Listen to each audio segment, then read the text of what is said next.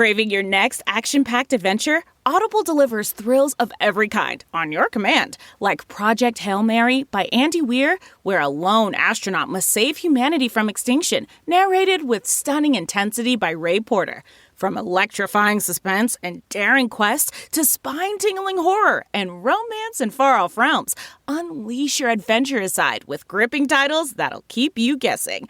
Discover exclusive Audible originals, hotly anticipated new releases, and must-listen bestsellers that hook you from the first minute.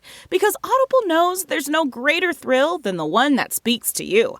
Discover what lies beyond the edge of your seat. Start your free 30-day trial at audible.com/WonderyUS. That's audible.com/WonderyUS. Some brands have large portfolios containing hundreds, if not thousands, of products, and others have great success from just one.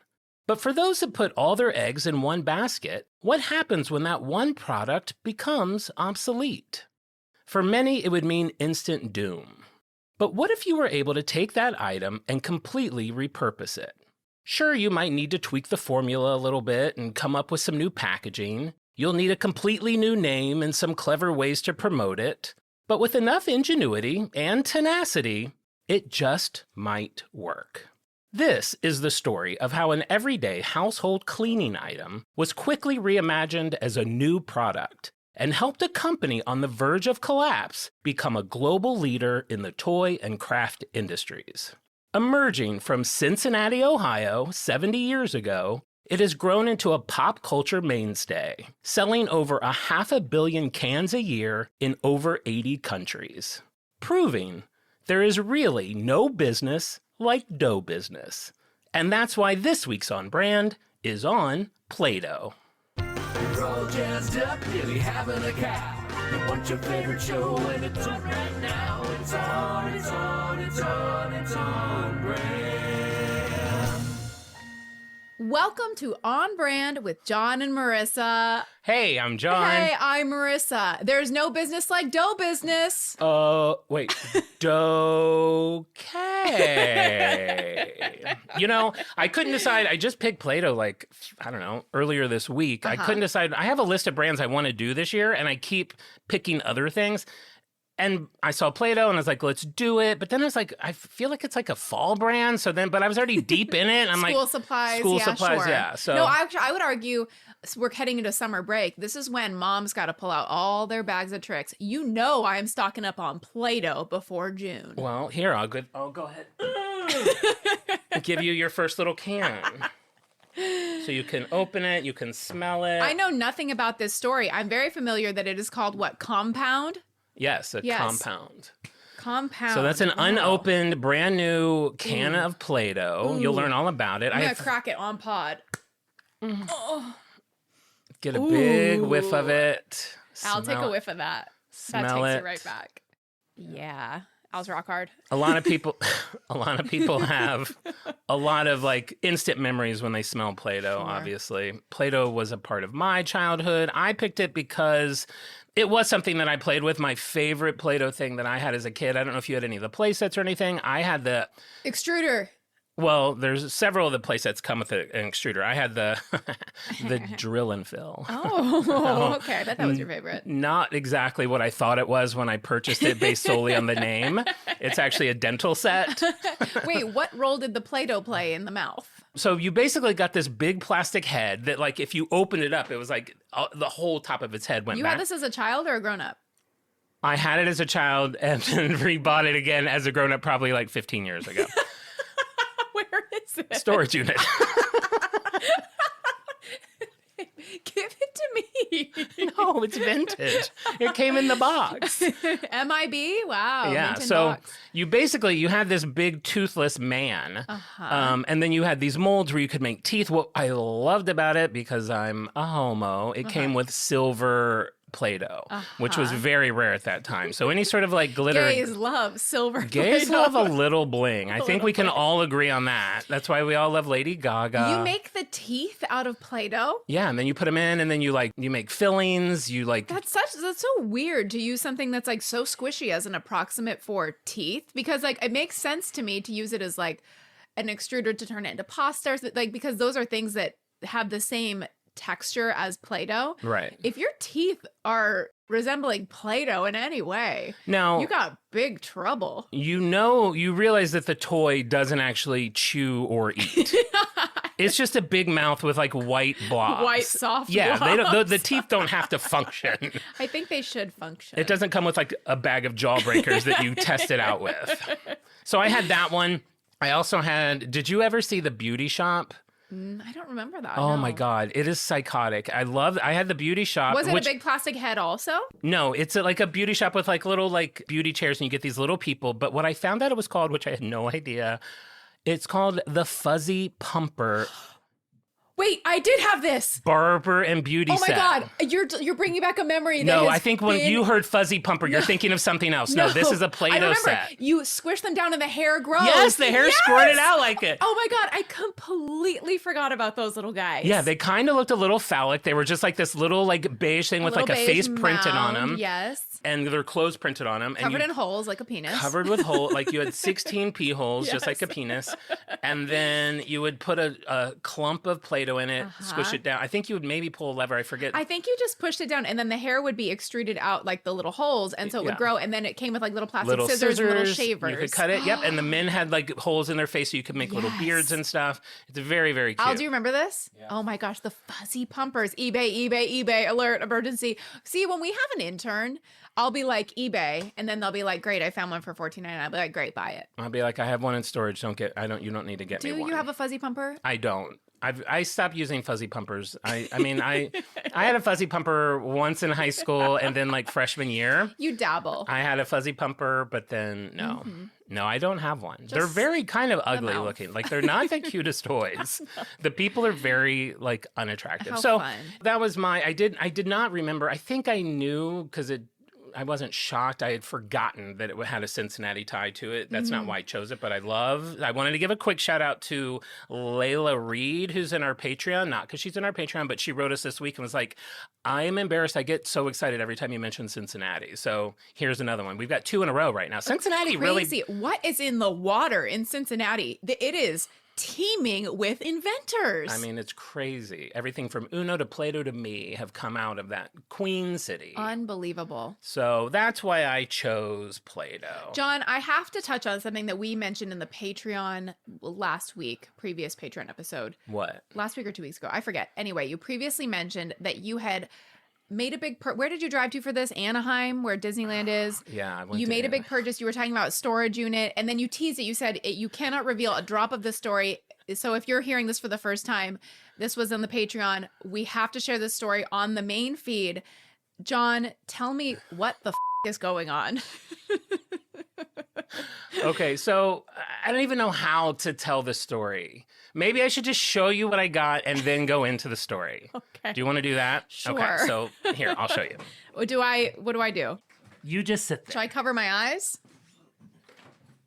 I'm not getting any clues from the sound. I'm not hearing any rattling or jangling. So it's not a new key ring. No, but I think it'll look familiar. You can open your eyes. John, no, John. I'm actually going to let him take over. John, no. We have. You can't get an ice machine. You cannot get a countertop pebble ice machine. But you have, sitting at the chair, a 4-foot peep. So you saw my Instagram where I made the video of the giant peep. Yes. This isn't that. That was $100. I couldn't get that. You couldn't. I could. I mean, I could. If I had gotten it on clearance, I probably would. Uh-huh. And then I saw this guy. No! See, here's the thing. I didn't even think I liked Peeps that much. And I know you'll laugh because I have like 12 of them in storage. Based on how many Peeps you would own, I would assume Peeps are a tent pole of your personality. Maybe the number one way you could be described. You know what I was thinking after I got this one? I was like, wow, I'm really into Peeps. I was like, you know what I would really love? Like a Coach or like a Louis Vuitton like leather Peep. Like how nice would that be? Like a What? What are you talking about? This in leather? Like that would be like a statement piece in my home. Yeah. So here's how this came to be. So Easter came and went, and then like things go half price. And then I was on the Walmart website. I forget for what, because I shop at Walmart. Yes, I know I'm boycotting Target, but Walmart I already knew was bad. Blah blah blah. So I shop at Walmart, and then I saw this Peep, and I was like, and it was clearanced, so cheap. How cheap? You see, it was originally $35. Okay. $17. Okay. I mean, that's cheap. Like, Yeah, maybe you don't yeah, think that is. For yeah, me, that's like okay. what? A couple of like, Right. whatever, conies. Sure. So I was like, so I do what I do. I shop. I was like, find in store. I couldn't find it anywhere in the area. So I was like, oh, well. It's You widen your radius. no, I didn't. I was like, it's not meant to be. Then my group of Avatar gal pals and Patty Cake, he's gay too. So my gal pals, about 4 times a year, we get together for like a birthday thing. And one of those was coming up last weekend. Well, it turns out that was going to take place in Anaheim. Okay, which is about a 35-minute drive, 40-minute drive? It's, exactly like 40 minutes. I know because I drove it. So I was like, you know what? Why don't I just see if Walmart in Anaheim has them? You know what? They did. They had them with curbside pickup. So I order it, set it to pick up the day that I'm going to go down there anyway for lunch. Bada boom, bada bing.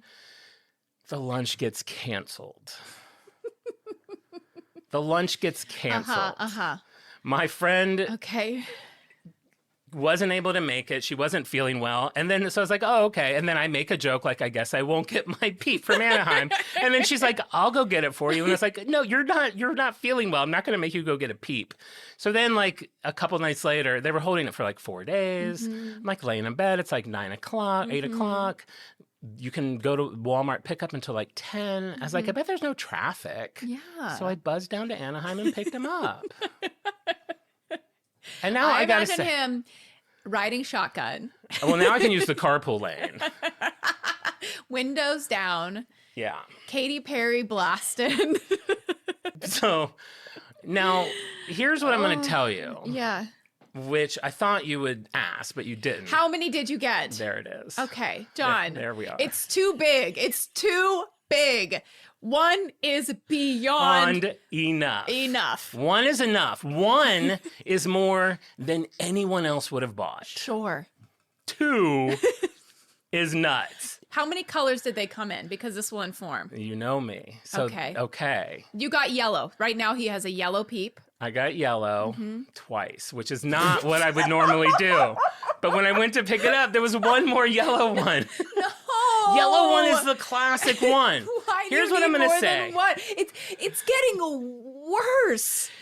Here's what I'm going to say about owning 2 giant yellow Peeps that are on your bed. I haven't slept well in like 2 weeks. They're so big. And your bed real estate is not readily available on your bed is getting packed. My bed currently has 2 jumbo Peeps, 2 normal size Peeps, a chicken, and an octopus. I think you are a candidate for Love on the Spectrum season 4. I know. There is a woman on there that has a lot of stuff a lot of on her bed. pillows like me on her bed. Yes. So yeah, and then I didn't even think I wanted the rainbow one, but I'm like, I'm here, I should grab it anyway. So I have 3. So Play-Doh started in 1888. So John. So this one you have here today. I brought from my bed. Okay. Right now, here's where they're at if you're wanting to know. I need to know the current location of all of them. Jon and Marisa. See, I named this one after you. Thank you. The yellow ones are in my bed. Yeah, where's Al? None of them are named after me either. You don't care, Al. You have I have to 3. get her on board. You have 3. Yeah, one of them's just in the car still. So 1 is on your bed. 2. 2 are on your bed. 1 didn't even make it out of the car. No, it'll go to storage. It's going to have to just get thrown in the back. Hopefully it'll find the other 12 in there. So when you said you looked at them on the off-brand recording, you said you looked at these items in your house and you just had to laugh. I have to laugh. Though listen, I know you guys are going to make fun of me. And maybe at some point you guys will just decide, you know what, we thought he was funny and cute. And now we just think he's like stupid and weird. But I don't know where that line is. to me, they're also like pop art. I love pop art so much. To me, like to have like that iconic figure of anything, not just a Peep, Large the soup scale, can, large yeah. scale, a big. I was the kid in school that dreamt of having like the giant crayon, The or giant crayon, yes. whatever, just Thought the of that right oversized away, things. yes. I love it. So this is kind of scratching that itch. For $17. It does not make sense for me to have 3. I know that. This will come up in therapy at some point. I don't know. I get that trait from my mom. Like, I can't leave a good deal behind. I Yes. did leave like 13 of them. Great. But I will say, like, I'm glad people don't know me well enough out in public, because for the rainbow one, they're all kind of different. I have them like I'm like looking at You all had of them all like laid out on Yeah. on the aisle to find the one that had the best pattern. Yeah. So Did they not have any of the giant ones in stock, like on clearance? those, I never saw those after If you had, and it was originally 100, it was down to 50. It would have been 50. 50%. That's a lot. I And mean, that- you spent more than that on Peeps. But I got 3. And these are more, I know these are big, but these are more manageable size.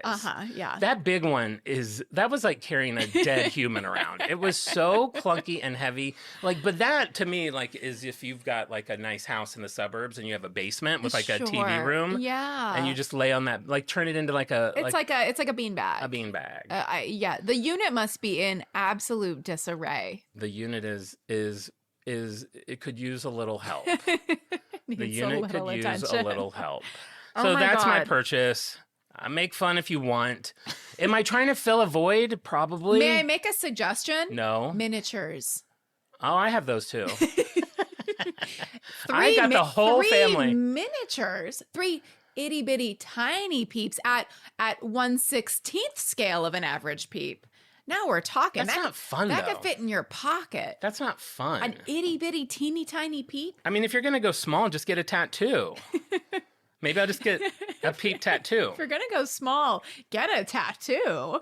Tattoo takes up no space. What I'm honestly really bummed about, and I keep checking, and I finally have given up, is finding it in pink. I really want a pink one. I'm really glad they didn't have it in pink, because then you would have 4. It'll come back next year. It'll come back next year. I'm verklempt. I'm sweating. We'll make it through. Well, thank you for your honesty. I If I'm hope being- everybody enjoys this as much as I do. If I'm being completely honest, I also got a normal size corduroy yellow one at Walgreens because it was dirty and it was on sale for $1.99. And I took it home and I cleaned it, and it's on the bed too. All right, so Play-Doh. Anything You don't else? even really love Peeps. I do now. But like eating them? No. No. I like them occasionally. Like every, you know, I've sure. learned I'm one of those people that likes to set them out and let them crust up. Yeah, okay. I like a crunchy little Peep. All right, speaking of eating, Play-Doh seems like something that you might have eaten back in the day. No. You ate glue. I ate glue. Yeah. Yeah, it's not this. Okay. This This was an oft-eaten. It's very salty, so was an oft-eaten snack among ornery children. It is non-toxic. It is okay to eat, but they do say don't eat a lot of it. Don't eat a lot of it. Don't make a meal out of it. Don't Maybe make a like snack. a serving of mashed potatoes. It does say notice contains wheat in case you're a gluten-free child. Eat even less. I'm shocked that they haven't come out with gluten-free Play-Doh yet. All right, well, let's get into it. So Play-Doh. So we're starting in one of our favorite years, 1912. Oh my, no, I had no idea it went back. I was going to say like 70s. 1912 Wow. 1912. What happened on 1912? The Titanic sank. The sinking of the Titanic. struck an iceberg. We have a company called Kutol, Kutol. It's founded in Louisville, Kentucky. Okay. And they're known mostly for making powdered hand cleansers and different cleaning products. Powdered soap. You ever have that in a school bathroom? I've only encountered that like one time. Feels very jail. It feels very jail, but it feels like it would last a long time. Yeah, maybe get a little exfoliating. Al, how do you feel about powdered soap as a soap aficionado? I'm okay with it. He's okay with it. I like the texture. The grit. Yeah. Get a good exfoliation on your testicles. It seems like it'd be good for exfoliating, scrubbing the stinky parts. Sure. It's good for your balls. Yeah. I'm going to start making all of your shows dirty. So early on, they relocate to Cincinnati, Ohio, and they become Kutol Products of Cincinnati. After 15 years, they're not doing that great, and their parent company in Chicago decides to shut them down. So they send this young 21-year-old named Cleo McVicker, also known as C. Mac McVicker, to Cincinnati. And he's sent there to oversee like liquidating all the assets. Oh, man. So he's doing that, but he sees potential in the company still. So he reaches out to his supervisors and asks if he can buy the company.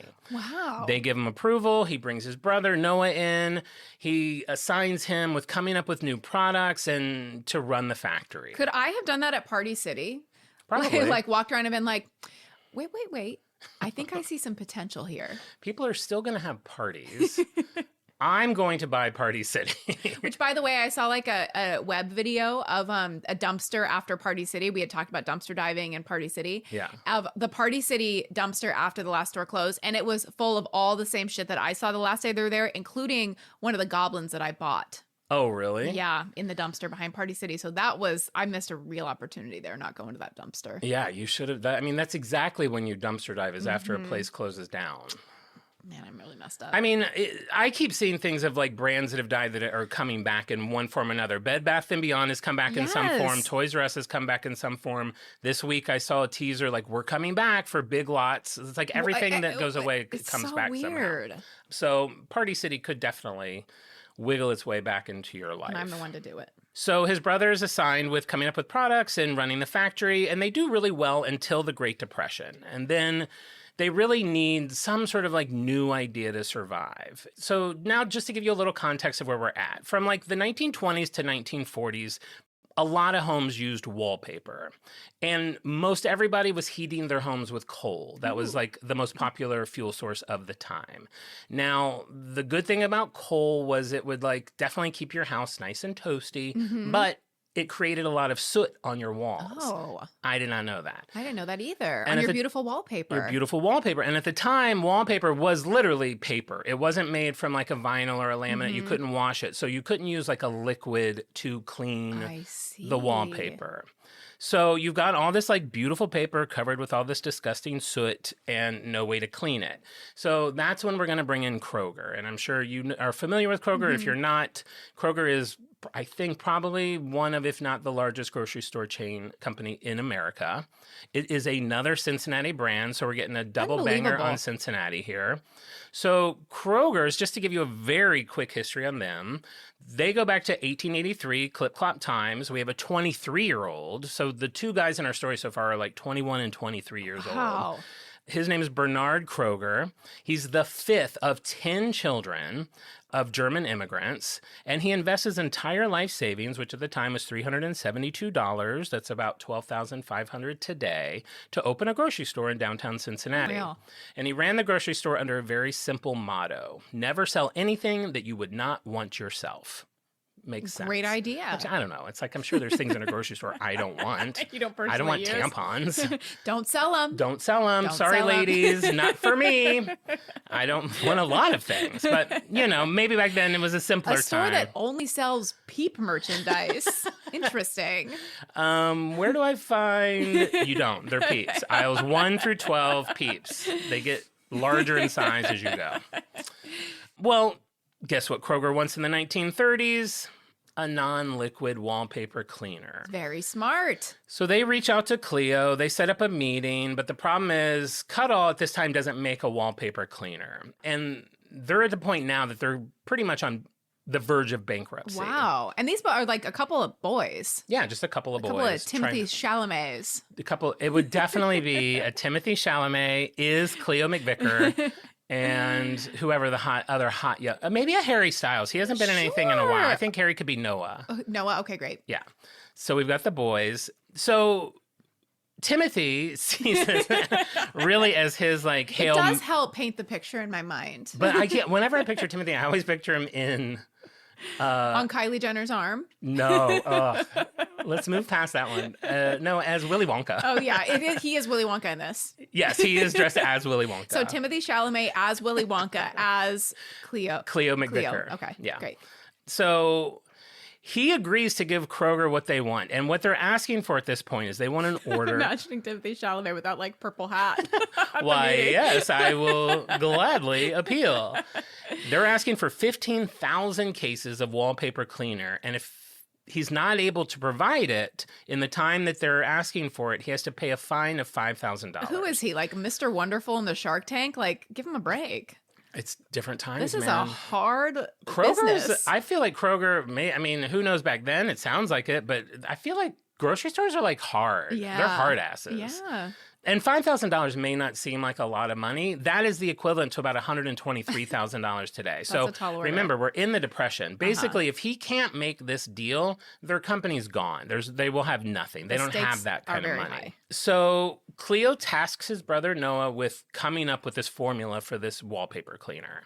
And they're not the first people to do this. Having like a paste wallpaper cleaner is not unusual at this time. So even if like Noah didn't know where to start, apparently there were like homemade recipes in like magazines that could give him like a jumping off point. Like he wasn't starting from scratch. So it wasn't really like that daunting of a task. So he comes up with a formula, and at the time it could include like rye or wheat flour, salt, there might be cornmeal, it might have burnt umber, which I don't know what burnt umber is. It's a paint color. I know it's a paint color. I don't know what But it is. what is umber? Because there's always raw umber and There's burnt raw and umber. burnt. What the hell is? You never just see regular And umber. why isn't it just normal umber? It's either Like, raw or burnt. How would you like your umber cooked? Your options are raw or burnt. What about like medium rare? Sorry, you sound like a raw boy to me. Yeah, that's a great question. We'll have to dive this is some deeper good into stand that. up for like at like a art store. At a paint color convention. Yeah. At the Pantone Color of the Year unveiling. Speaking of raw umber, I got an STD.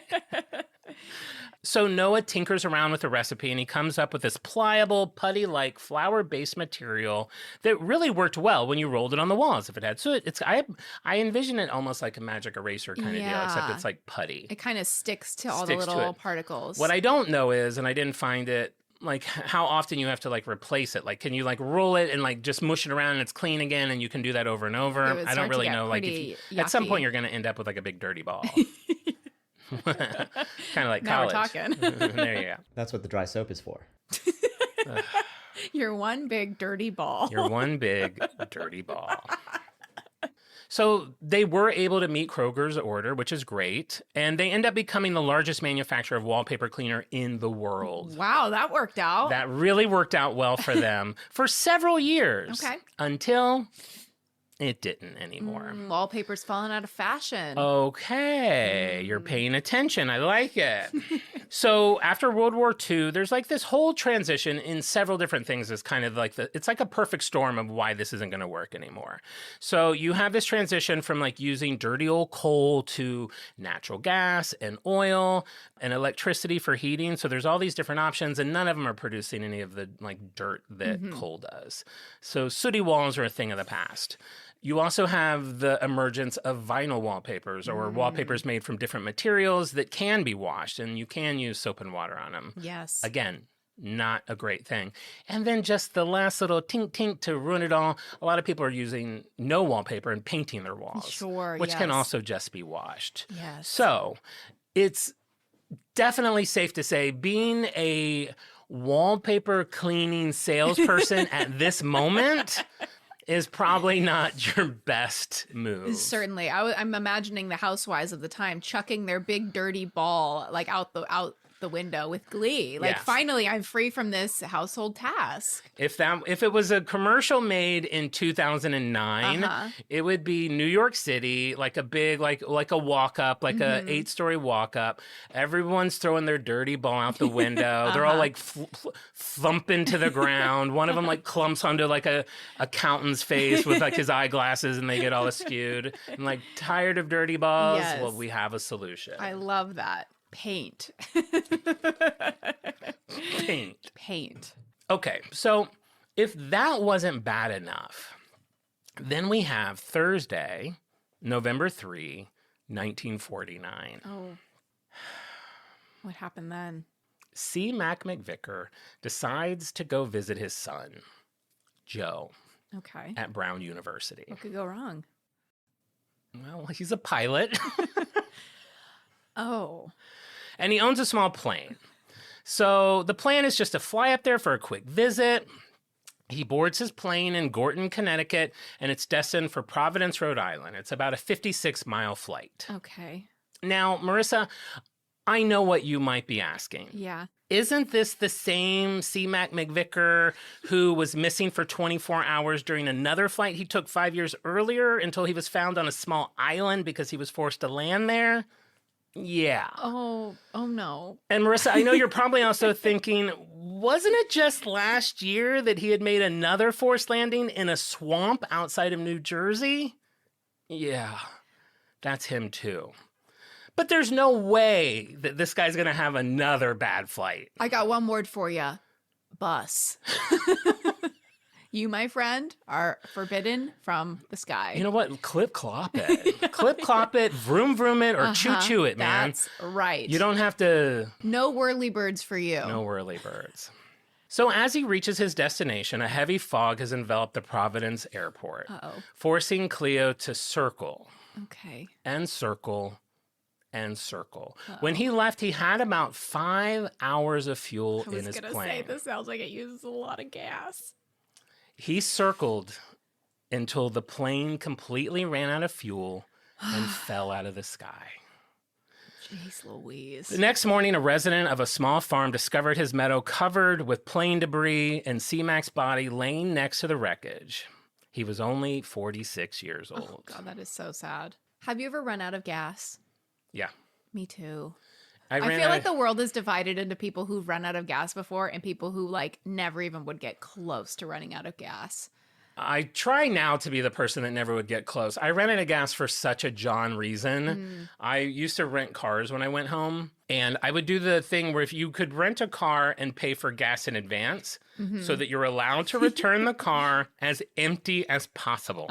And man, I would play that game. So it would get to the last day of my trip, and I would be running on fumes because I just didn't want to give them an ounce of free gas. Like you would be at a green light and you hit the pedal and it like, the car's like,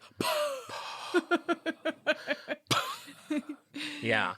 And there was one time, like I was like a block from my mom's house and it was like, and then I like had to sit there, like call AAA, have them bring me gas, then go buy some more gas. It was like, it ended up being so stupid. it's never worth it. But I do take the empty signal as like a suggestion. I feel like it's like just a heads up. We're getting a little low. When it's convenient, you might want to start thinking about getting gas soon. Think about it. Just think about it. Yeah, no, there's two things I've always been told about gas. It's bad to let it get that empty, and it's bad to fill it past the first click. What do you mean? Like, you know, when you fill it and it like, you let it go and it just clicks and stops. Yes. Oh, stops automatically. Stop it. Like, I will keep like clicking it till it's like up to like the bubbling out over the side brim. of your car. Yeah. You're not supposed to do that. So I try not to do that anymore. In my head, I'm like, I just don't want to have to come back and get gas. So I'll just fill it up as much as I can. It gives you like one more day. It's so dumb. Everything I do is stupid. So tragic plane crash. So at the time of his death, Cuttall had annual sales of about $500,000 and they had 20 employees. And his wife really tried to keep the company going. She brought Joe, their son, in, who he was going to visit. I'd be so mad if I were her. I'd be like, I told you not to get on that plane. It's like even Harrison Ford flies those planes and he's crashed like multiple times, I think. There's something, I don't know. I don't get I guess I do kind of get it's probably exhilarating to be able to fly yourself around. If they had a hobby that was less dangerous but equally as exhilarating, like looking for peeps, hard to find peeps. Yeah, like driving to Anaheim in different zip codes at 8:30 at night to get a peep. And I gotta say, it is kind of fun at curbside to see like a teenager having to haul out two peeps. Did they do one under each arm? Yeah. That's really He's like, cute. I should have videoed it. That's really cute. He's like, where do you want these? I was like, I'll figure it out. You can just set them down. Buckle one up in the passenger seat and jump in. Let's go for a ride. What if you had two car seats in the back and you made him buckle them in the car seats? What if I had like baby seats? Yeah, baby seats. Oh my gosh. So now Joe's part of the company. She also brought in her son-in-law, Bill. But within like 5 years, sales had dropped down to 160,000 and they only had 6 employees. So they took a hard plunge over the 5 years after Cleo's death. And that's when we're going to have Miss K. Zoofall. Enter the story. Wow. I am ready for some feminine action in one of my shows. That is very exciting. So Kay is Joe's sister-in-law, and she runs a nursing school in New Jersey because, of course, she does. She's a nurse, 1954. It's like one of like 3 jobs. Did you say she's a nurse? Did you say she runs a nursing school? Nursery. Oh, I thought you said nursing school. You're like, she's a nurse and takes care of children. Nursery. Well, yeah, that's like the other of the 3 jobs. You could either be a nurse, run a nursery, or something else that has nurse in it. Yeah. Start a nurse factory. Yeah, start a nurse factory. It was like you basically were. You were like a nanny, I don't know, or you like started some big brand. Uh-huh. All right, so it's Christmas 1954. And she decided to do this project with her kids to have them create homemade ornaments to take home to their parents. Cute. Now, at this time, it would make sense that if you were going to do a project like that with kids, what would you use? Gosh, at that time, paper mache, maybe? Clay. You'd use clay. Yeah, I guess clay did exist. Clay existed. Clay's probably existed like for a very since long like time. Mesopotamia. Since dinosaurs. Isn't this clay? No, babe, it's flour. I know, but what's clay? Clay is like, I think, a natural substance. Oh, okay. Like yeah, you're probably right. They go get it. They go get it. Like, don't we run out of clay? No, clay's probably always been, man, these are the conversations we have when I'm like, people are pulling over for the wrong reason. They're like, ugh. They're like, Alexa, find me a new podcast to listen to. One where the hosts know what clay is. What is clay? When was electricity born? How old is the telephone? No, so yeah, you would normally use clay, but their little nursery school hands couldn't mold clay. Clay is tough to use. I took a pottery class with my mom, and clay is like, you have to get clay ready for like modeling, you have to like beat the shit out of it. It is so like your entire grown-up body weight, push on it to get it to start to give and work. I cannot imagine a little one. I know, like any 5-year-old, like all right, I'll make a wreath. I also, with the group I mentioned earlier, my little Avatar gal pals, usually in our adventures, we try to do something we've never done before. So we do like a painting class, we do like a pottery class, which we did. And we all made a bowl. And I always joke, because it's like when we're done, I'm like, here's my $106 bowl. Where do I put this? Could have bought a whole set, could have bought 90 peeps. But here's my bowl.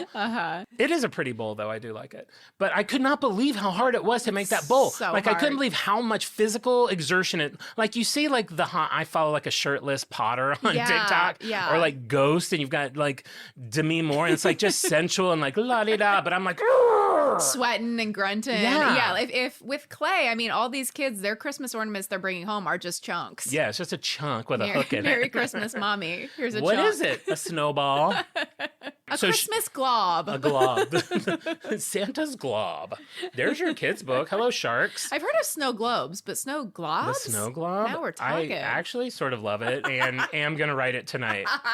So Kay had read somewhere in a magazine that you could also use wallpaper paste for making such crafts. Wow. So Track her down, whoever wrote that in the magazine. I know. And she knows that Joe's company is struggling. So she goes out to buy some cut-all wallpaper cleaner, which apparently was a little challenging to find by this point. Yeah. But she gets some. The kids use it. They love it. It's basically like them playing with cookie dough. She even gave them like cookie cutters to like print out, like push out the ornament, like shapes, probably like a candy cane, a Christmas tree, a stocking.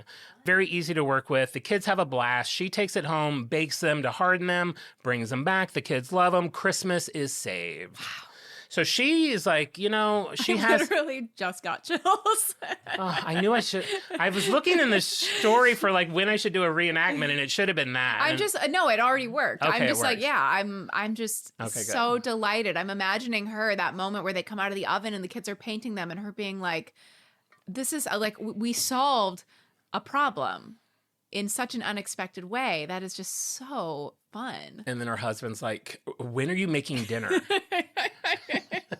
Yammer on about your wallpaper cleaner. Where's my meatloaf, bitch? Yammer. Why don't you make some yams, bitch. He's just a bitch. You know what? I actually took him out of this story because it said this next part. I wrote that she had this aha moment. And then in one of the things I read, only one of them, it said Kay and her husband, first mention of him, first mention, Kay and her husband called Joe to tell him about their idea. I was like, you know what? Stay out of this. I was like, girl, you go back to the office. So I just haven't Kay realize it and calls Joe. Good. Revisionist history. This was her idea. This is me wiping my hands of Kay's husband. Yeah, he doesn't even have a Get name. out of this story. So she really does have this aha moment, and she realizes that this product could be repurposed as a toy or a craft medium or something. So she calls Joe all excited. She tells him about the kids and how much they loved it and the things that they made. He's like, I gotta see it. He flies up because that's what rich people that own companies. He's not even rich. He's like bankrupt. But that's what people do back in the day. I mean, I think if anybody should take the hint to stop flying, Yeah, it's I know. this I thought crew. the exact same thing. My dad only died 5 years ago in a plane. I'll be right there by plane.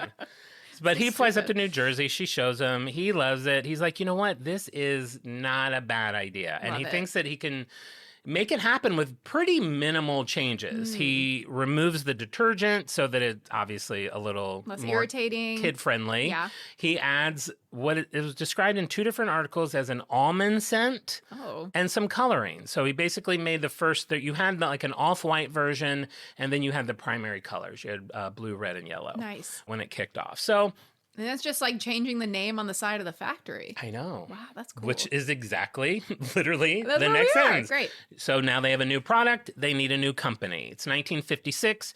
Joe and Noah create a new company to sell their product, and they call it the Rainbow Crafts Company. Okay. But now they need a it's not name. Great, but okay. Okay, you don't love it. Rainbow Crafts Company. It doesn't necessarily roll off the tongue, but you'll definitely like this because they also came up with a new name for this product. Okay. They decide to call it Cuddles Rainbow Modeling Compound.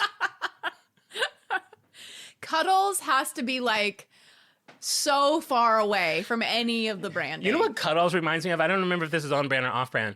That popcorn, or maybe it was just in the Discord, that popcorn Flavaco or whatever. Flavor Call. Flavor Call. Yeah. I don't remember where we Flavor talked Call. about that, but there's like a famous butter for movie theater popcorn that we've been talking about Yes, recently it's called like an Flavor Call. industry-only product. I feel like you have to like pretend you're a movie theater to buy it. You have to, like make up a name of a movie theater to order it. You go to a restaurant like supply company. Yes. I need 4 gallons of Flavor Call. They're like, I'm What's like, the name of your movie theater, sir? John John Cinema. Cinema. Okay, great. Where should we send it? Yes, it's like the artificial butter flavoring that makes popcorn, which is like it feels industrial. It feels like it's not front facing, as they'll say in the biz. Yeah. Cuddle. And I never want to like say your joke wasn't great, but my company would have been Peeps Pictures. Peeps Pictures? Is this movie theater like in partnership with Peeps? All the movies are about Peeps. That's all they are. So Oh you'll my have to God. create your own film company because these movies do not exist. Peeps Pictures. Send the Okay. butter there. Sure. By Tuesday. So they tell Kay the name, and I have no proof of this. Mm-hmm. I assume she laughed, and she was like, you guys, come on. That is a Yes. terrible name. What I've been thinking you call it is Play-Doh. Of course. Genius. Play-Doh. Genius. I mean, it's so like perfect and obvious. Like it's dough you play with. I like that the dough is spelled the D-O-H. It can be spelled both ways, I have seen, but yes, on branding it is DOH. It just is like, so it's childlike, it's easy to read, it's easily recognizable. You see it, you know exactly what it is. It's iconic. And I gotta iconic. say, look at the font, because I had to mimic this font for the Insta egg. Uh-huh. It is a clunky font. It looks like a kid drew it. There's no like this. Look at that Y. It's like why is it's like a It's an upside down it's H. very turd-like. yeah, they're a little turdy. I don't like to be dirty, but these words are turdy. These words are- I'm not forcing being raunchy or inappropriate. It's quite turd-like. Like if you said, I want a font that looks like turds, Yeah, okay, we got it. the It's Play-Doh turdy. font would quite suffice. It also looks like maybe they had like the oldest person who works at the company do like maybe a brainstorming session and their handwriting's just gotten a little shaky. They're Yeah. like, oh, Kay has great handwriting. Well, she did like 40 years ago. I have to assume that they mean it's like it was written in Play-Doh, like ropes of Play-Doh. Oh my God. You know what? You might be. I think that might be it. Which also is 100% makes sense. It's kind of turdy also, like ropes of Play-Doh. I don't know. I should have got you brown Play-Doh. I got white because I'm pure. I got purple because I'm like Tinky Winky, the purple Teletubby. That's the homo one. Yeah. We love him. We love him. We hate the other. He's an all-star. Did you know JoJo Siwa's not a lesbian anymore? Oh my God, I can't. You know who's constantly getting compared to JoJo Siwa now? Katy Perry. Oh, yeah. People keep showing footage of her at concert, but removing the music and adding like the like basketball sounds. squeak shoe sound. Oh my God, it's fantastic. JoJo Siwa, not to break off for a Siwa report, but she, I guess, like started to develop romantic feelings for her castmate on Celebrity Big Brother. And so then she broke up with her girlfriend, and now she's saying she's not a lesbian anymore. She doesn't know what she is. And she's also backtracking on every weird thing she's done for the past like year and a half or however long it's been, saying like that wasn't really her. She was being controlled. What she's like, they were having me like drink on stage. Like, I don't drink. It was apple juice in the bottle. Like, we all remember that video of her at Pride where she's like guzzling like Jack Daniels or something out of the bottle. She's saying like, I never wanted to do that. That wasn't really me. And it's kind of like, oh, so your like thing didn't work. So you're pretending like it wasn't your idea. She wants us to believe that her management's like, okay, we need you to restyle yourself as the most annoying person possible. A drunk lesbian. She's like, I'll do it for as long as I can. Talk about a rebrand. She's going to really try to becoming hard with a rebrand. I will have to do a very special episode on her at some point because, good Lord, that woman, she drives me so bonkers. All right, so they love the name, obviously. How could you not? It's instantly iconic. Mm-hmm. So now they have their product and their name and their company, but they don't really have any money left for marketing. Wow. So instead of like going the normal route, I guess that would be for a product like this at the time, like trying to get commercials and advertisements to get everybody to buy it. Yeah. He focuses on schools because a school could use it as like a genius. Give it to all the kids. Yes. And they've already got cans that are like a gallon size. So he's selling it in gallons in schools. They love it. It goes wild. They sell it in a few retail places in Cincinnati also, but that's pretty much it. He's hitting up all the schools. That's so smart because this is, if you just saw, you would need people to tell you what this is, like how to play with this. Like, so getting like that hands-on experience, that's like QVC before QVC. You're getting the kids to then come home with their creation, show their parents. They're like, what is this? What'd you make out of this? It's like, oh, that's Play-Doh. We got to buy some. I love that you said that. You really are kind of on top of like all the points that we're coming across in this, because after that, he takes the Play-Doh to this educational convention that is for manufacturers of school supplies. Instead of a toy convention.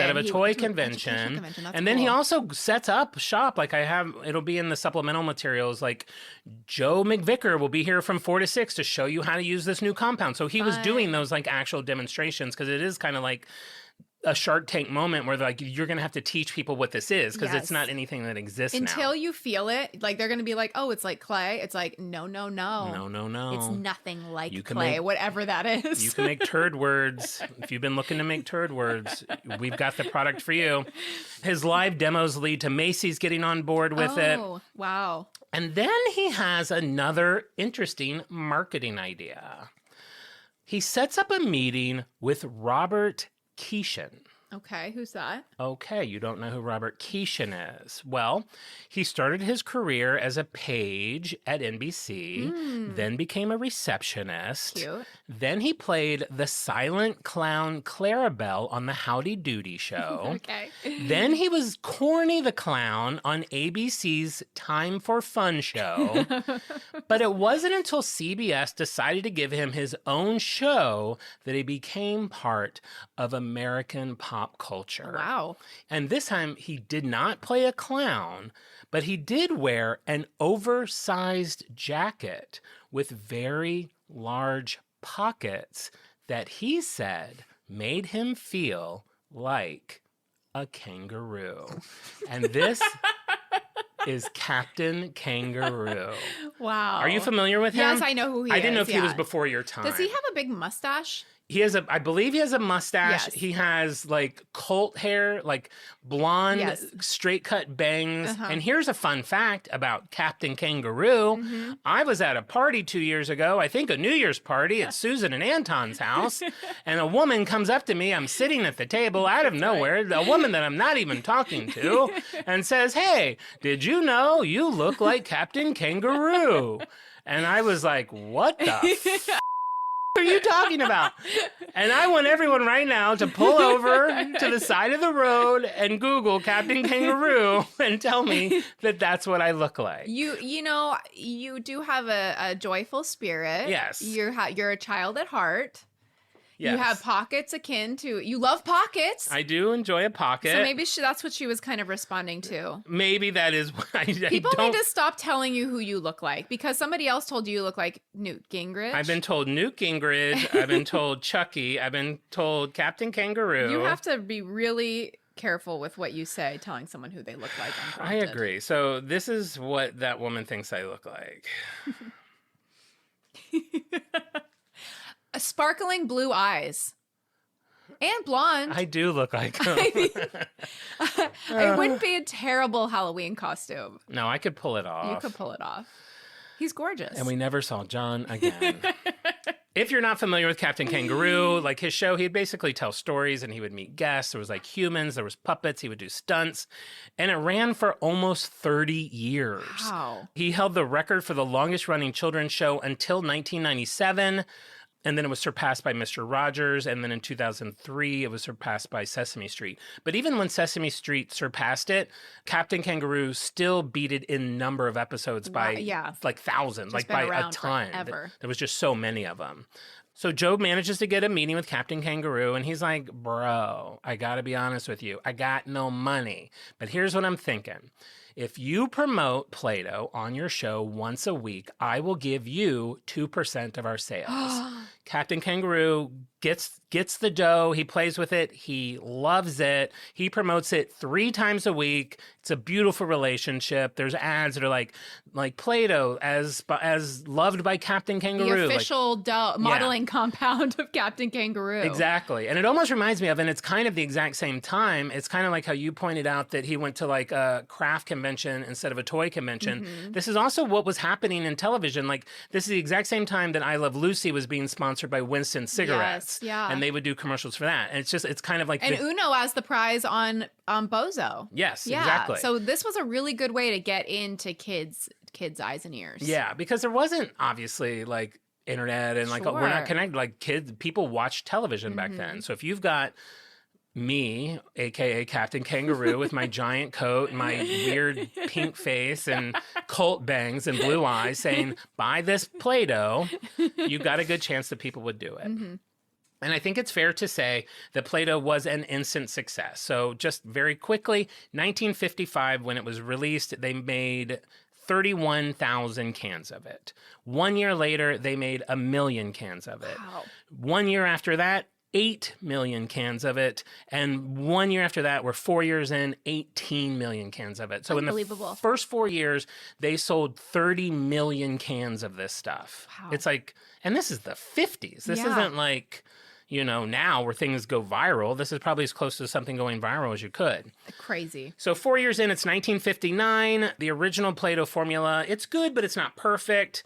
It's using mineral oil and borax and water and salt, and it dries out really quickly. And when it dries out, it turns white, like the colored versions would turn white. Weird. So they bring in this guy named Dr. Teen Liu, and he's a really interesting guy. He's hired by Rainbow Crafts. He came to America in 1924 from China, doesn't even know when his birthday is. Oh my God. He ends up going to Cornell University. He earns his doctorate in agricultural biology. He becomes a researcher. We love that. Mm-hmm. At one point, he's teaching pharmaceutical science. He's becomes a very well-accomplished man in America. Wow. But for a very long time, he had one job that no one else in the world could claim, and that was Play-Doh expert. Wow. That was his title at Rainbow.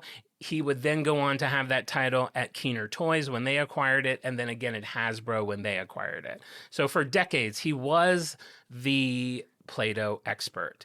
And he's tasked with making the formula just even more just better. Yeah. You know, they're always trying to improve it. And basically what he did was put less salt in it. By doing that, it Have didn't... you tried less salt? 3 shakes less salt. I'll collect my paycheck of $40 million. Yeah. So it doesn't fade anymore. And it's probably, I assume, more like it is today, even though I'm sure over the last 50 years, it has probably changed a million other times. Yeah, because now I've made homemade Play-Doh before. It's flour, oil and salt. It's basically. so soft. Oh, actually, no, I don't even think you can use oil, but like hot water, salt, and flour will make a pretty good Play-Doh.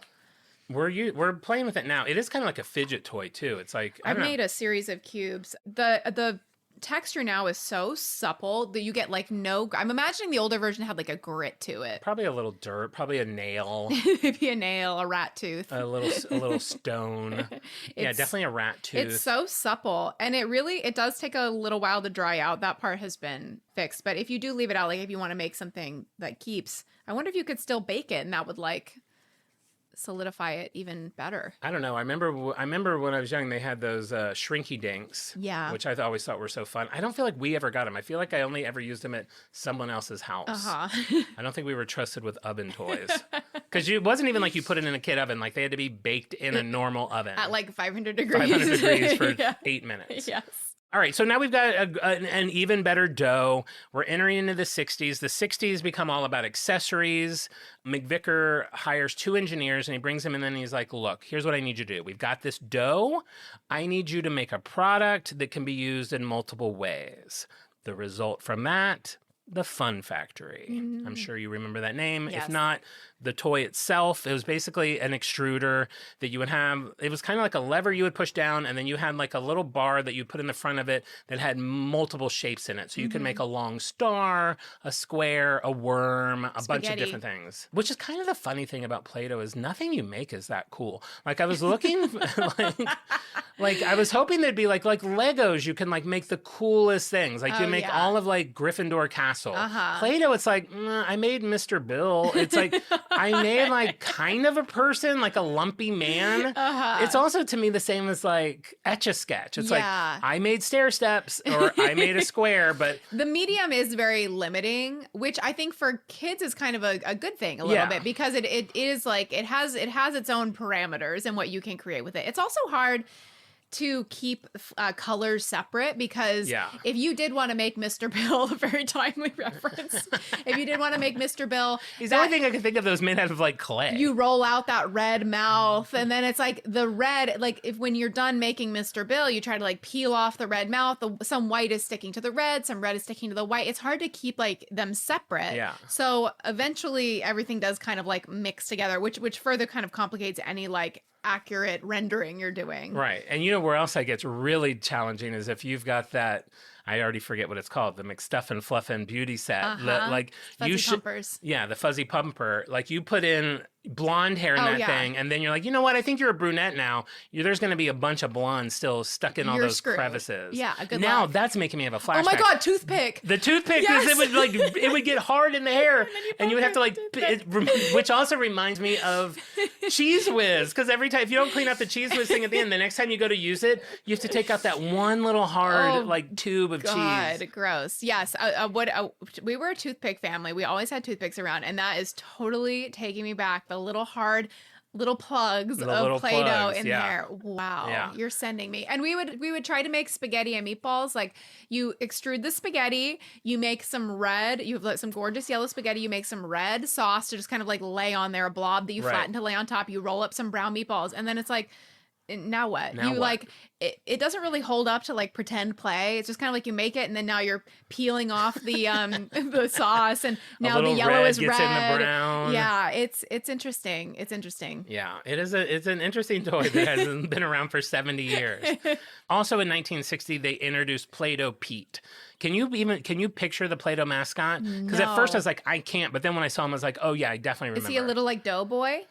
Well, sure. No, he's just like a normal little cartoon boy. But Okay. basically, like when it first came out, apparently when it very first came out, there was like children's illustrations on it, but that was short-lived. Then they got replaced by the Play-Doh Pixie, which is kind of a weird looking like elf thing. Yeah, I don't remember That that. didn't last very long. And then they got Play-Doh Pete, which you would, if you pull him up, he'll be in our supplementals. He's like a little boy that wears a beret and a smock. And he okay. changes over the years. And then, of course, by the 90s, he just looks like a normal, like, boy. But that became their mascot Interesting. for a while. There's no boy on this tub. He's no longer on it. You'll see what we've got now. All right. So now we just kind of go through a few of the highlights of the history of Play-Doh. In the 1964, it goes international. It shows up in England, France, and Italy. 1965 is when they finally get their patent, like 10 years in. 69 is when the fuzzy pumper was actually introduced. Wow. Which I thought was funny, 1969 fuzzy pumper. I feel like there's a lot there That is fun. You're right. digest. That's fun. And then the 80s are exactly what you think the 80s would be in Play-Doh. You start to get brighter colors. Like, I don't know if there was neon ones, but, you know, the 80s. Oh, definitely neons, for I don't sure. know. Neon, yeah, I don't know if that came out in the 80s or the 90s, but like we're just on this, like, now it's like it'll become free game for all. You get brighter colors. Now there's Play-Doh with glitter in it. There's like probably glow in the dark Play-Doh. There's for some of the anniversaries, they had gold and silver Play-Doh. I'm imagining too 80s like peak kids toy commercials. Oh yeah, demoing all, because if you hear like fuzzy pump, how are you going to know about fuzzy pumper? You're seeing a commercial of that for sure. You're watching that hair, like, grow. Oh god, it's so satisfying. That beard get shaved. The 80s, they also made something called Fingles, which were like molds so you could make like finger puppets with your Play-Doh. And then my favorite, it was like, I feel like Little People did this too in the 80s. You're just inundated with collabs. So there's like the Play-Doh Pizza Hut set. There's the Play-Doh Strawberry Shortcake, DuckTales, Star Wars. They had a like Burger King Whopper set. Like the whole set is just to make a hamburger. Like you have a hamburger mold and Good buns. luck making that twice. Oh my God. Good luck getting that pickle out of there. Yeah, right. But it's all about dried, dusty old pickle. You gotta try to flick out, get under it with a corner with a toothpick, and crusty pickle flies across the room. Yeah, and you know I would definitely do the sesame seeds because I love a definitely. sesame seed bun. That's and cute. So that was the 80s, just having a lot of fun with it and expanding the brands. The 90s, the only point I put down in the 90s is I think the only thing we really need, the Play-Doh Creation CD-ROM game, because I don't want anything else in the 90s other than moving from a tactile compound to having a CD-ROM game. A CD-ROM. So I imagine there's like a palette on the left Definitely with like a 8 palette. colors, and it's like click on that, what are you even making? Is it just like a 2D? How are we different from Microsoft Paint at this point? What's happening? What color would you like Play-Doh Pete's Beret to be? Yeah, maybe Majestic just like a purple? fill in the color of Play-Doh Pete's Beret. Like, it seems like we should be at the point, it's 2025. Mm-hmm. And now someone's going to listen to this in 100 years and be like, wow, it was only 2025. But it's 2025. We have like 3D printing, which I still don't understand. Get, yeah. But it seems like we should have Play-Doh printing now. Like, we should have, like, be able to, like, boop, boop, boop. And then, like, it just squirts out of my computer. A Whopper? A Whopper, Play-Doh a handful. Whopper? Yeah, like a Whopper Play-Doh thing or something. Oh, there was one other thing in the 90s. In 1998, Play-Doh was inducted into the National Toy Hall of Fame. Very cool. Which is fun. 2003, the Toy Industry Association listed it in their 100 most memorable and creative toys of the 20th century. I love any sort of century list. I love that we lived through a moment where we're like, these are all the greatest things of the 1900s. So cool. We won't be able to, I mean, I may live to do that one more time. You'll definitely be dead. Do you like when people refer to the time we're in now as the 20s? I get confused with, I do know people are like, if they know that you're born in the 1900s, you're like instant trash. I don't like being told that I was born in the late 1900s. I know. Yeah, it's a little upsetting. Because I think about people, it's 2025. I think about 1925. It's like, yeah, we're them. We're them in like a lot of ways, and in all like the bad ways, like the looming doom. Yeah. And then I want to talk about the only Hazinga I found in this entire story. And is it even a Hazinga? Kind of. Not really. The way your hands smell after you play with it? That, and I would always lick my fingers and they're like a little salty. Yeah. So they had a play set come out called the Play-Doh Cake Mountain Set. Okay. And it came out with an extruder that looked exactly like a dick.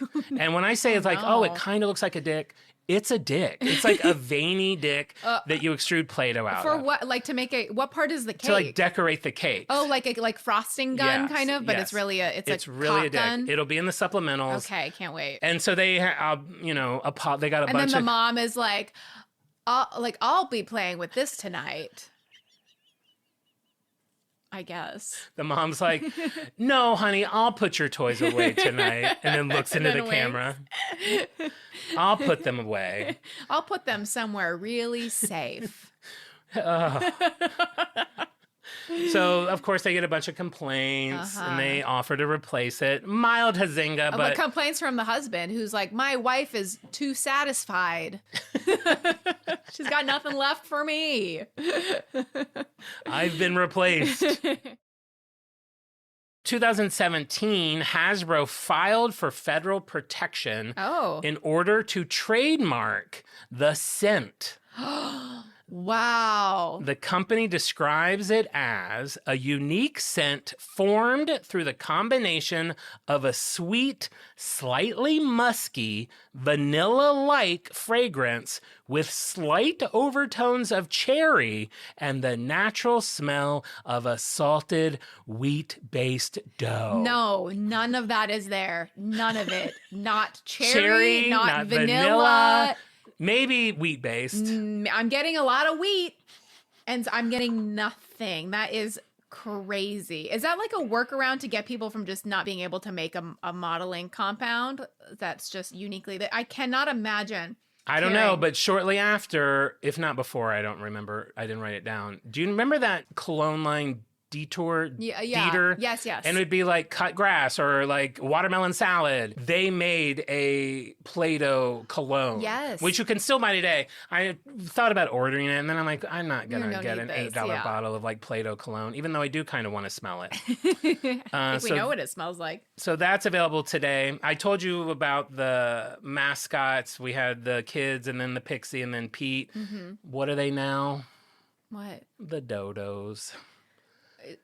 The Dodos. Okay. And you know what? I don't hate them. They're kind of Are they like dodo birds? They're cans of Play-Doh, but like basically their eyes are like coming out of the lid. This is how everything looks now. I know. I don't like that every mascot looks like this. The Pop-Tart guy looks like this. The Frosted Mini Wheat guy looks like that. Yeah. Every mascot now is just the thing with arms and legs and big like goofy eyeballs. I will say though, it's very recognizable. If I was at an event and I saw a dodo, would I run over and get a hug? Maybe. Would I have a picture taken? Probably. Would I try to pull one of the eyes out? Definitely. Would I have my giant peep with me? I hope. You at I don't know what convention you would even cross paths with dodos, but you there with your giant peeps, I feel like you wouldn't be alone. It's like Comic-Con for just like brand weirdos. Oh God, every time I look at it, I gotta say, I love my giant peep. I know that you do. No regrets. I know well, that's Play-Doh. I wanted to end with just a couple of not so fun facts. Great. If I could. September 16th is World Play-Doh Day. Mark your calendars, folks. Put that down. That's about a week after my birthday. Hey, I'm not going to be able to make it to work. Why? Do you not feel well? It's actually World Play-Doh Day. Oh, thank God. I thought the cancer was back. Nope. I'm actually feeling great. Great, in fact. I am playing with Play-Doh from sunup to sundown. Well, if you go anywhere, send a picture of you with the dodos. This is another not so fun fact. Cut-All's wallpaper cleanser sold for 34 cents a can. Play-Doh, $1.50 a can. So they were able to triple the price of the product. Yeah, good. Here's one that you might find not so interesting. There are 3 main ingredients in Play-Doh: water, flour, and salt. Yeah, okay, great. Okay, and then I've saved the best for last. The most medium for last. The most medium for the final 3. These are, as you know, my favorite. Over 3 billion Play-Doh cans have been sold since 1956. Oh, God. Don't tell me. That's enough. No. To reach the moon. No. And back 3 times. Don't care. If you made a big ball of all the Play-Doh compound ever created, it would weigh more than 700 million pounds. Who cares? I don't give a And the final one is, and I do not know why this one starts as urban legend, but it does. Cannot be proven. Urban legend has it. Rumors say. Who's spreading these rumors? A dodo. Okay. If you took all the Play-Doh compound created since 1956 and put it, this one is actually kind of fun, and put it through the Play-Doh Fun Factory, it would make a snake that would wrap around the world 300 times. I don't think 300 times. I don't think that's true. I don't know how you could quantify that. I don't care. I don't understand it. Okay, well, ending on that note, now you know the story. You know the men. You know Mm-hmm. the plane crash. You know the Dick Hazinga. You know the dodos. The woman who made it happen. Kay, you know about the incredible woman Kay. Statue of Kay in every town in Statue of America. Kay, not her husband. No. I have removed him from canon. Yes. I personally have taken him out of the story. Erase him from this history. He's not part of this. As she had not brought that to her elementary school classroom. She was a great teacher. She was going above and beyond. She was saying she's going to a magazine to get ideas to teach these kids. Magazines were referenced multiple times in the show. That's how they came up with Play-Doh and how they ended up using Play-Doh. It's the only way we It's found how out they anything. figured out how to make the wallpaper paste. That is so cool. Is Play-Doh a hard-on brand for you? Play-Doh is hard on for me. Yeah. Hard on brand. Yeah. I've just been squishing this the entire time you've been talking. I'm having an absolute ball. A dirty ball? A big, dirty ball. I love it. To be scrubbed clean with some, what was their company name? Cut all. Cut all I powdered said it soap. 10,000 times. This is why it's a bad brand. It's hard to remember. Yeah. Is Play-Doh on brand for you, John? I feel like I know the answer. No. I hate it.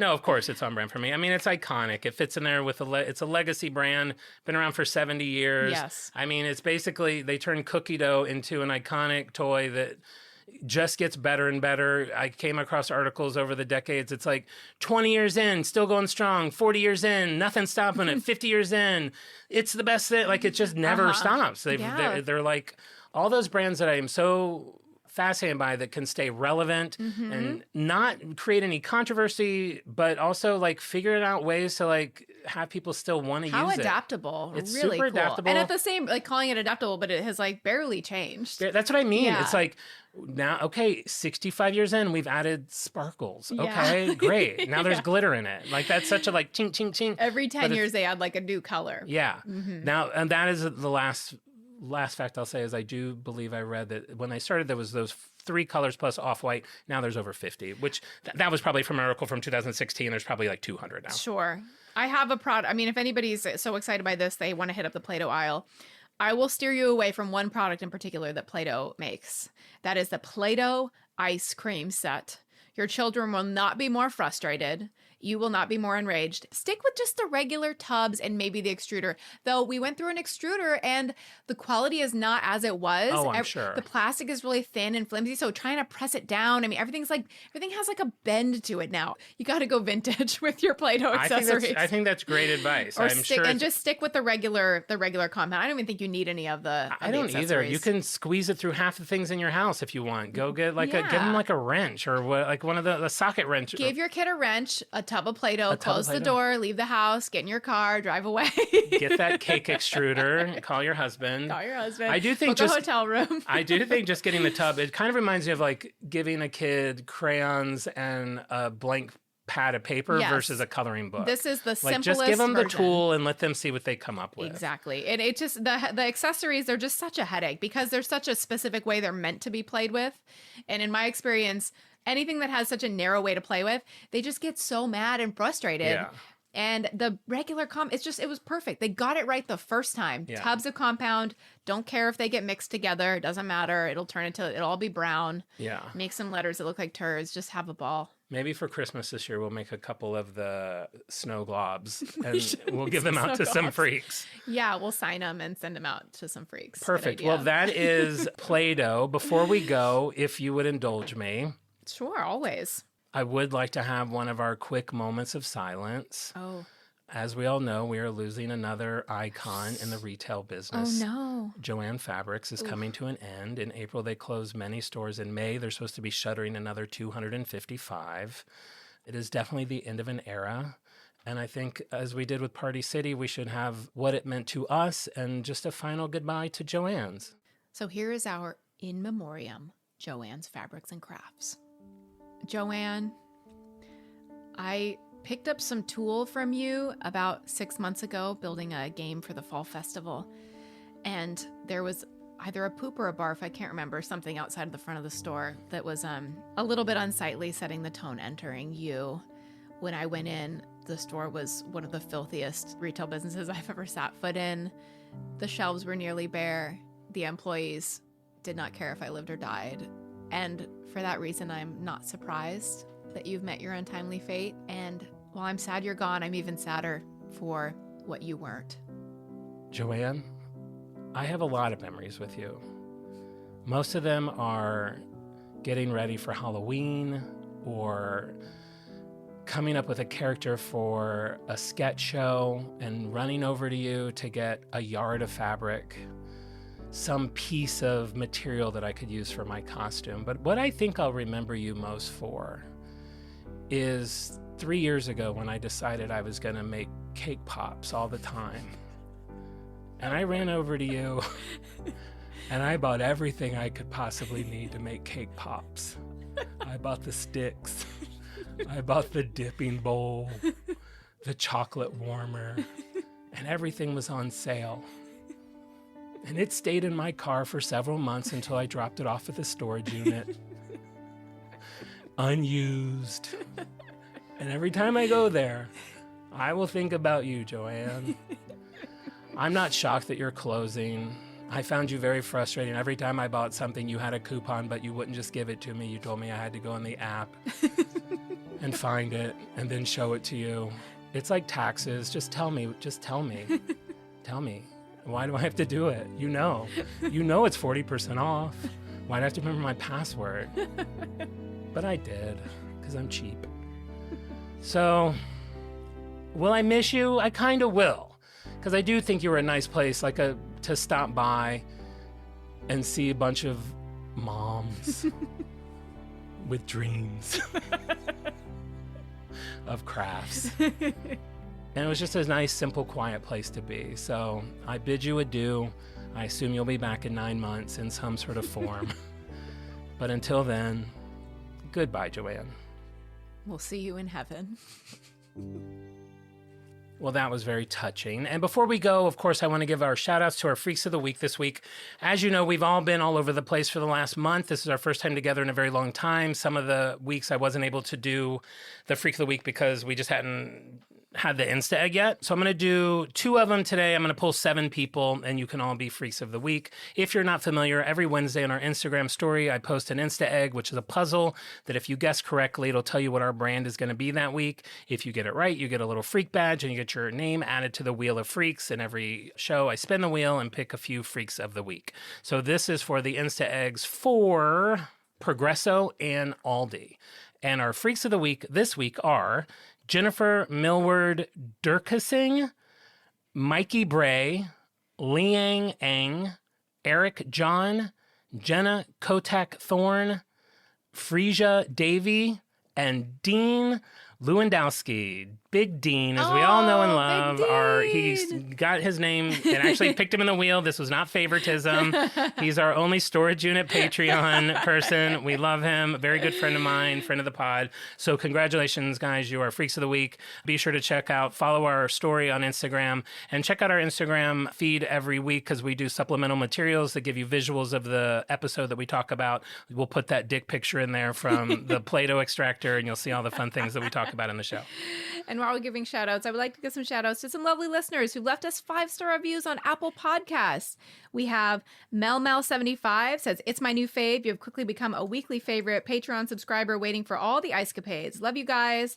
And Stephanie Germanata said, "Best thing since Titanic. I've been a weekly listener since Barbie, and it's safe to say this is one of the easiest listening pods there is." Thank you so much for these kind words. It really does make our day, and it helps out the show. So if you haven't left us a review on Apple Podcasts, please hurry over and do that. Pull over and leave us a review because we are all up to date on reviews. We don't have any more new ones to read. So please do that if you haven't done that already.